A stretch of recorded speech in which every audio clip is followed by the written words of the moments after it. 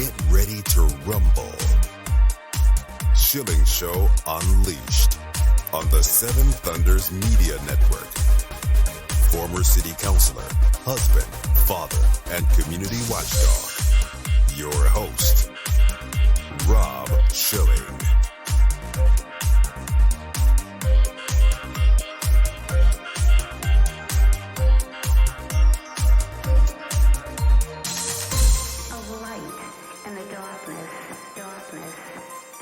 Welcome to the Schilling Show Unleashed Podcast.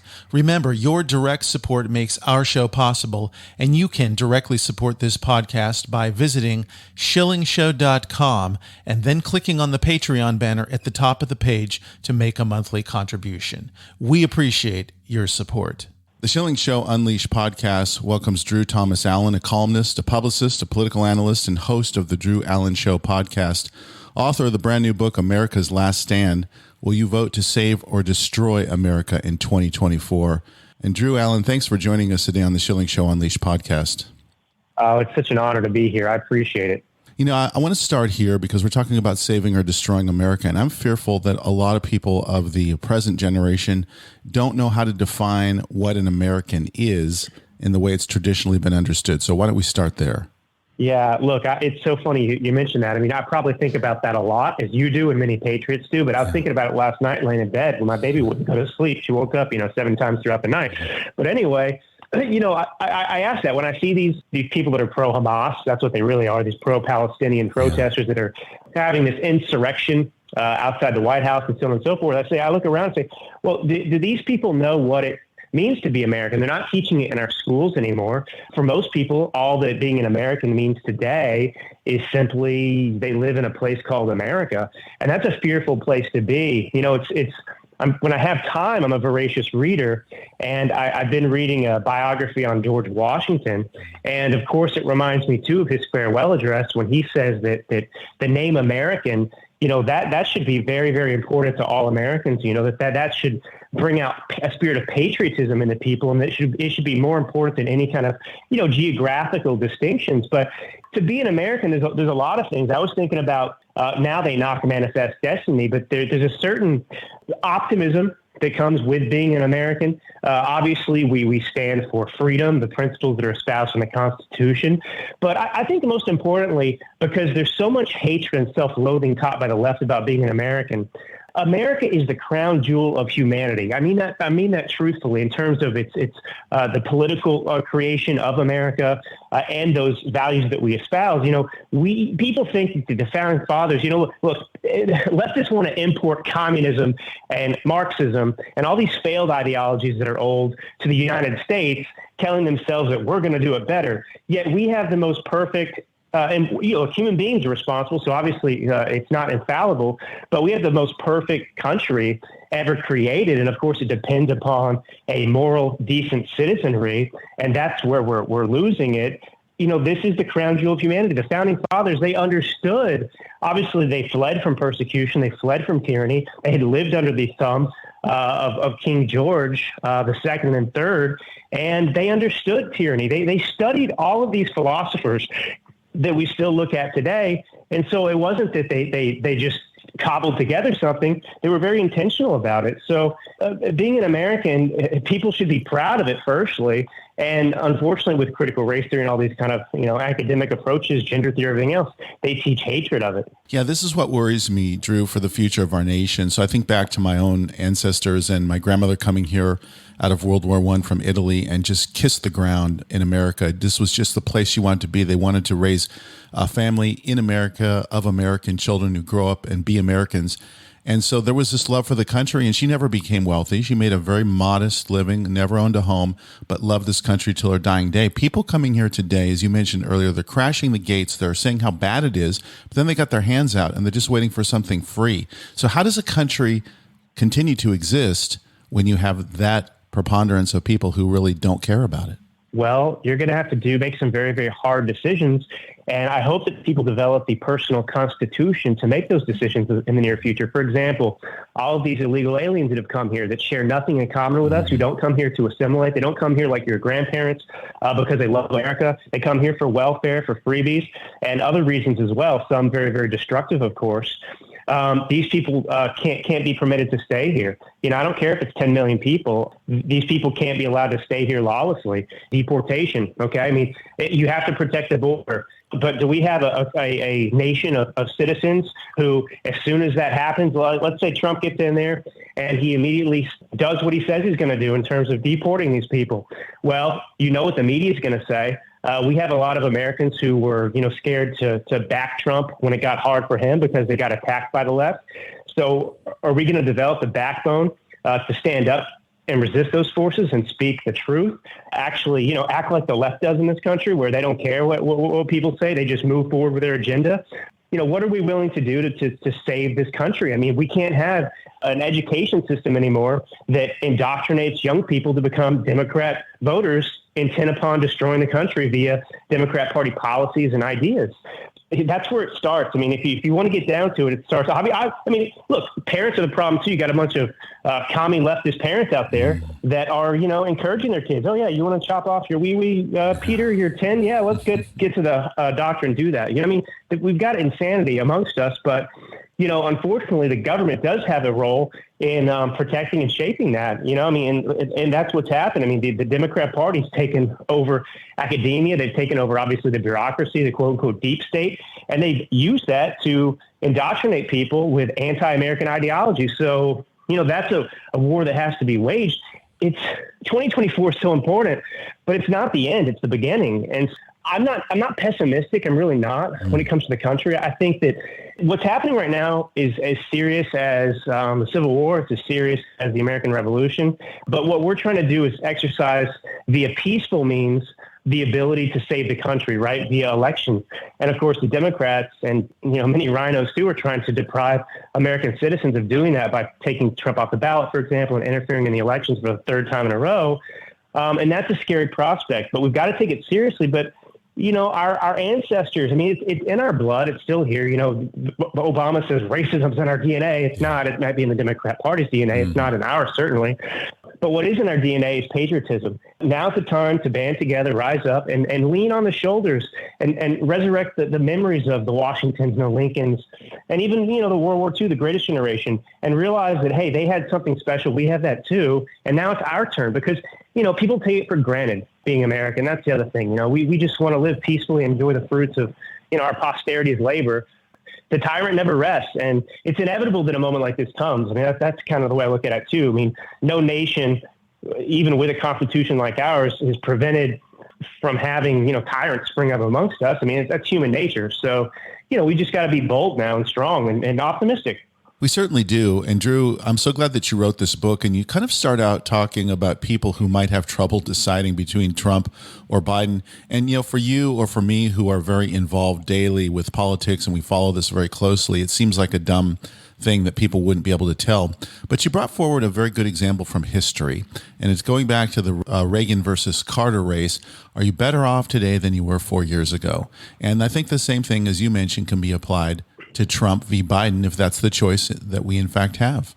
Yeah. I mean, in many ways, I feel like this election should be, if people were ruled by common sense and not just emotion, this should be the easiest election we've had in our lifetime in many ways, because we've lived under both the Trump presidency and the Biden presidency. I mean, look, Reagan was coming in with promises. He'd been a good governor in California, more or less. You didn't know what you were going to get with Reagan. And that's what's unique about this election. I mean, we know exactly what it was like to live under Trump. And if you go back and remember, it was pretty great. I mean, the media had to invent things constantly. And during the 2020 election, remember, the media actually, they went out of their way. They were really worried prior to the pandemic and locking down and all that. They were really worried about the economy. They said a booming economy points to a Trump victory. And of course, they took care of that. But Reagan looked in the camera during that debate with Jimmy Carter. Are you better off today than you were 4 years ago? If no American can objectively say they are better off under the Biden presidency than the Trump presidency. And I don't think we should be ashamed or upset about our options. I mean, I get into it in the book too. I mean, so much of what they said about Trump is not true, and that which, is has some truth to it. It pales in comparison to the loathsome reputation and corruption of Joe Biden or any Democrat. And I mean, it's just out of a sense of self-preservation, people should have no problem voting for Trump. Well, they should not have any problem with that. But then again, you and I are talking about rational and logical decision making, and everything seems to be run off emotion these days for the left.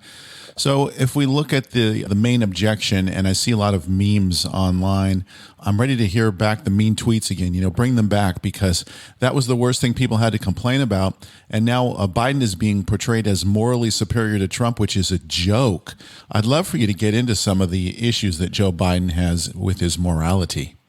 Yeah, exactly. And I have a chapter called But His Mean Tweets, right? So It's like, for example, I'll start with the E. Jean Carroll case. And E. Jean Carroll, of course, is the woman who called herself the slut who won't shut up. She won a civil trial for battery, right? So she claims that, like 30 years ago that Trump, raped her in a Bergdorf Goodman dressing room. And of course, you can't remember even the year that it happened. It was either this year or that year. I mean, I lived in New York City. It's like, were the leaves changing color? I mean, you got seasons there. There's different markers. You can kind of start to think back about what was happening. Were there scarves on sale, or were there, swim trunks? This whole case, of course, she wrote a book about it.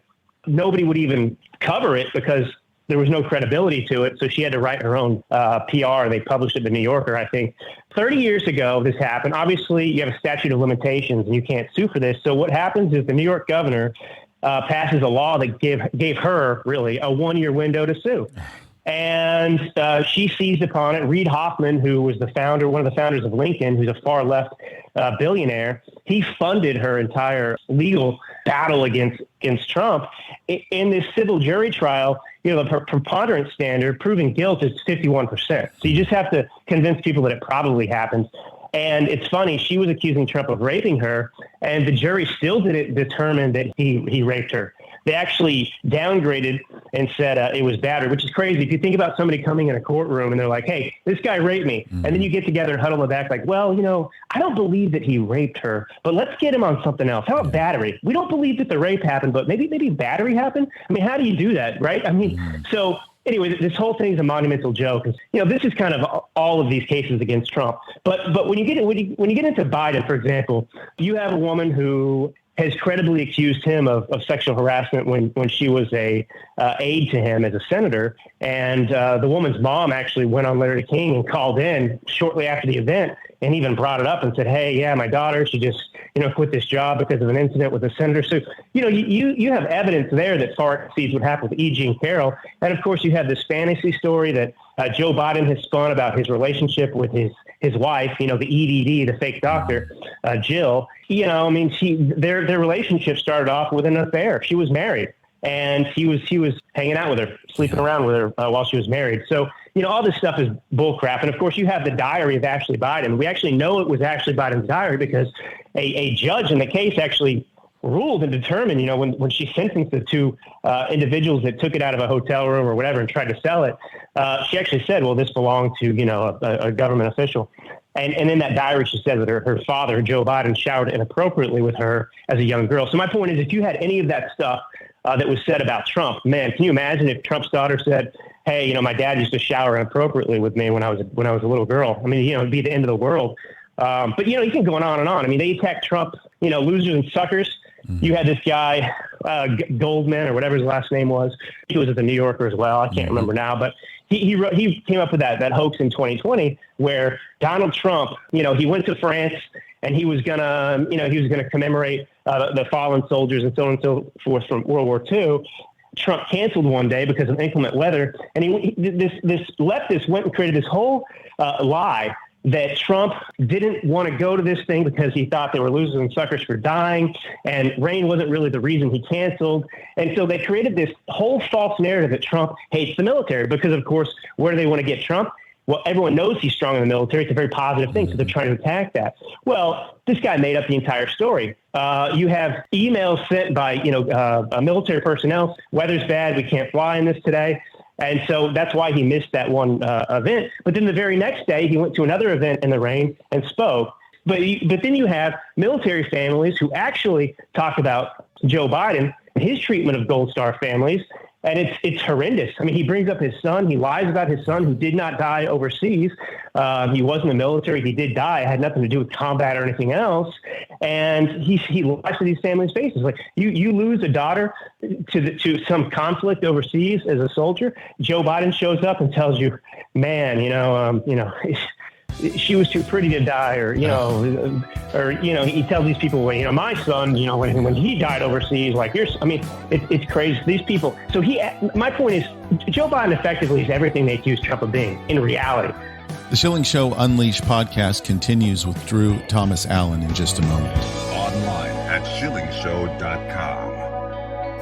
ShillingShowMedia.com is your one-stop shop for websites, audio and video production, and photography. ShillingShowMedia.com will take your project from conception to completion. ShillingShowMedia.com is reasonably priced and highly professional. Need a website for your business? Visit ShillingShowMedia.com. Need a video created or edited? Visit ShillingShowMedia.com. Have a photography or graphic design project? Visit ShillingShowMedia.com. ShillingShowMedia.com is your one-stop shop for websites, audio and video production, and photography. Visit ShillingShowMedia.com. That's ShillingShowMedia.com. Looking out for us. Rob Show. We continue. Our guest is Drew Thomas Allen here on the Schilling Show Unleashed podcast. The new book is America's Last Stand. So one of the things that I think is most troubling, Drew, is this concept from third world nations that's now being applied in America. Let's persecute, prosecute, and even jail our political opponents. I mean, we can't have a country like this.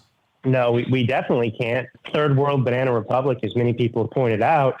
And it's bad. I mean, I call it, I have a chapter called, 21st century Jim Crow. Mm-hmm. That's really what it amounts to. And you can go back, there's so many examples of this, but obviously the political persecution of Trump, what happened to the J6 protesters, what you're seeing throughout the country with pro-life advocates and so on and so forth. The FBI has been weaponized. The DOJ has been weaponized, just like, brown shirts, the Stasi, you're being spied on if you're a conservative, and you're being, prosecuted by the FBI for things that were even exonerated, 3 years ago by someone else.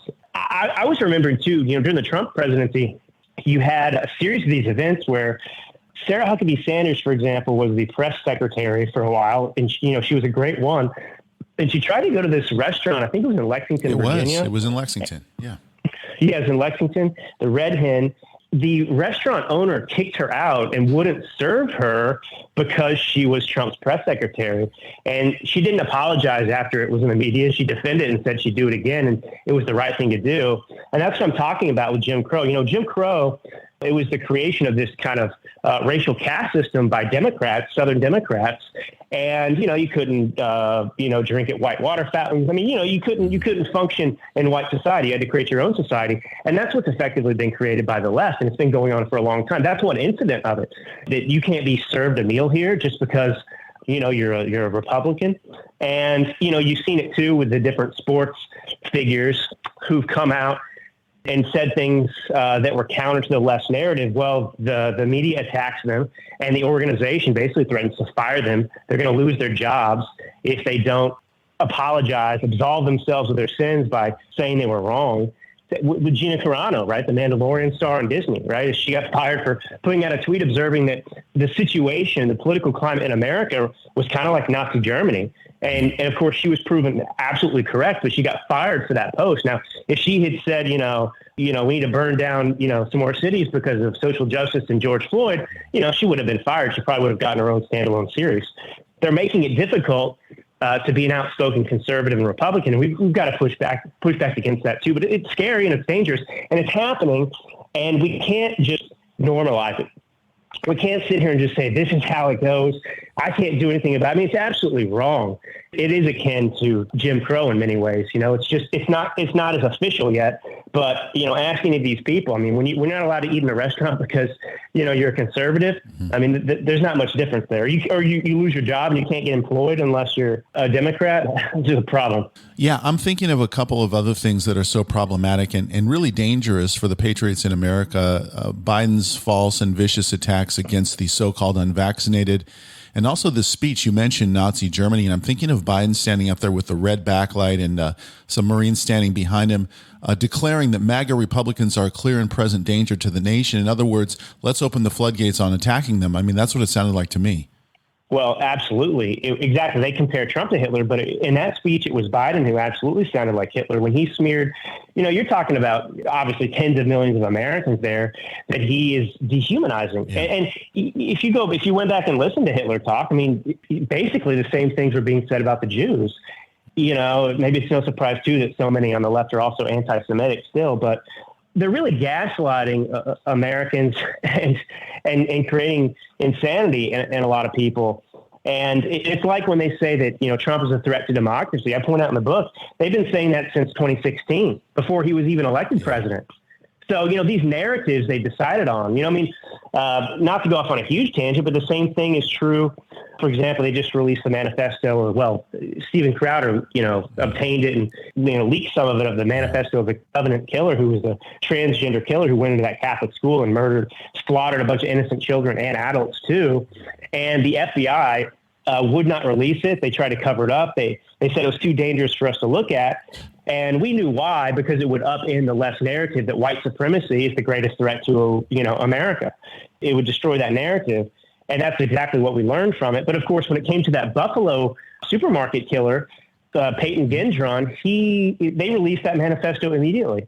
And the irony, of course, was his manifesto, he was a white supremacist, but that's not espoused by the Republican Party. But there were beliefs that he had that were espoused by the left, like eco-socialism, and he hated Tucker Carlson and Fox News. So those aren't adopted on our side. And that's another one of those myths they tell, because look, the Democrat Party, one of the things I try to point in the book, which is just crazy, I don't know when I thought of it, it's not like I'm a genius, but it just kind of stunned me, is what the Democrat Party's done with race relations in America. It's crazy that they've gotten away with it, because it's as if, because remember, it's the Democrat Party who was pro-slavery. The Republican Party was born to confront the issue of slavery in the Democrat Party in the, just before the Civil War. And so they're the party of slavery, of Jim Crow. So they're the ones who are almost single-handedly responsible for perpetuating racism in America, and yet they claim to be the champions of blacks, and they've rewritten their history. So it's almost like, imagine if the Nazi Party were allowed to exist today, and they just, started, appointing a couple of Jews here and there, to positions in the Nazi Party, and they claim that all of a sudden they're the de facto proponents of anti-Semitism in Germany. Or imagine the Nazi Party goes out and tells all the other Germans they have anti-Semitism in their DNA, and that only the Nazi Party can save them. I mean that's what's happening in America, and it's crazy. As we look at all of this, it's a big pile that's sitting in front of us of ill deeds, bad will towards America, and also towards individuals who favor this country and love America. So what are the steps that we need to take as a nation and as individuals to get out of this mess? Well, the first thing is to acknowledge the gravity of the situation we're in. We are on the precipice of losing our country. We really are. And, right now we're just looking to channel peaceful means to deal with it. I'm not calling for any violence, but I would just remind people that 20 years before the Civil War, Abraham Lincoln said, if this country doesn't start abiding by the Constitution, if we don't reverse this now and we have mobocratic rule, well, sooner or later it must come. And it was, of course, a conflict like the Civil War. Yeah. We have to get on the same page. We need to remind ourselves what it means to be an American. We need to wake up every day excited that we are the ones that are alive in this moment to fix the situation. And that's what I wake up with, right? I mean, look, it's very negative out there and bleak on the landscape some days. Believe me, I know, especially because our jobs are the news, essentially. Yeah. We can wake up and be, downtrodden and depressed about it and throw our hands up and say it's over. Or we can wake up and say, you know what, this isn't as bad as, at least this isn't the Civil War. This isn't the American Revolution in a violent way. Like our ancestors have been through this and even worse in some degree. And you know what? I was born for this. I'm glad that I'm here because I trust myself. I believe in myself and I love this country. And thankfully it's me that's here to deal with the situation. So that's kind of what we have to do. And my book's kind of a rallying cry. It's to give people the conviction they need. And it's also to convince other people on the fence about what needs to be done. I call us the Patriots of 24, just as Lincoln called the Patriots of 76 regarding the founding fathers and George Washington. So we're the Patriots of 24. So, let's rally together. Let's keep our heads up. And yeah, voting's part of it, but it's so much more than that. We all have to figure out what our talents are, and we have to dedicate ourselves, to actually being activists. So that's the calling right now. Drew, if people would like to get a copy of America's Last Stand or get more information about the work that you do, your podcast, where can we find that? Yeah, so books available, best place is Amazon. It's available audiobook, Kindle, and also paperback. And then I keep, I'm a columnist too, so I have a Substack I keep up, drewallen.substack.com. And then, my podcast is there as well, The Drew Allen Show. So, and I'm an open, available person, so if people want to reach out to me with concerns, I love talking to other Americans that are worried or excited to meet and be around other people that are inspiring and love this country like yourself. Drew Thomas Allen, you've done a wonderful job with the book and laying out the case, and you've also given us great hope for this generation. Thanks for joining us today on the Schilling Show Unleashed podcast. Thanks. That concludes another edition of the Schilling Show Unleashed podcast. Visit us online at schillingshow.com, where you can directly support this podcast by clicking on the Patreon banner at the top of the page and making a monthly donation. Your support is essential for the continuation of the Schilling Show Unleashed podcast. Until next time.